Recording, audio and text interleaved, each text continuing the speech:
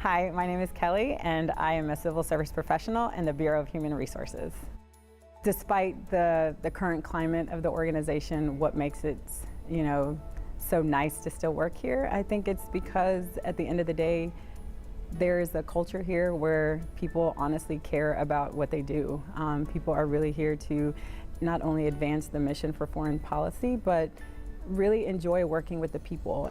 The one thing that the State Department has allowed me to experience in the 2 years that I've been here is exposure to how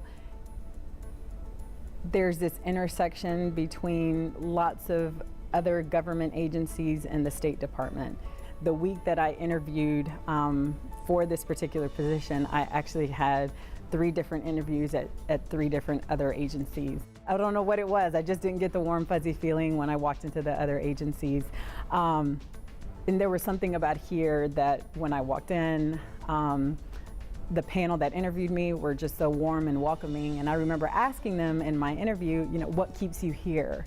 And all of them just re-emphasized all the things that I had read. So, the work-life balance and the employee engagement, how people are really treated and why people are so important.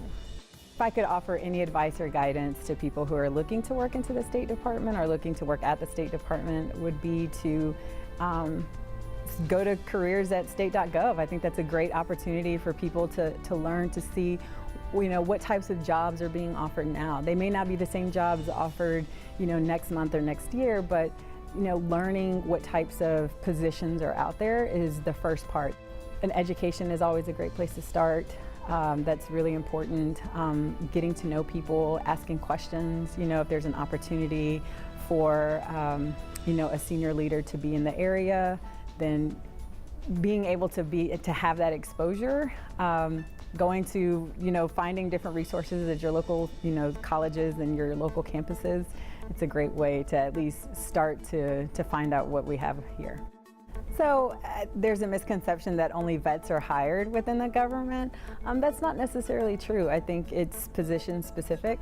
You just have to make sure that you have the skills and the experience for that particular job. I think every job is competitive. You're not only competing against veterans, you're competing against other people who have maybe the same knowledge and experience that you have. So there is a big pool for a limited number of positions, and it's not always the easiest thing, but you have to keep trying. I know for me personally, I think that I probably applied to at least 100 jobs before I got selected for my first position. And I am a veteran, so it's not always the easiest thing to do, but you just have to keep trying at it, especially if it's the position that you really want.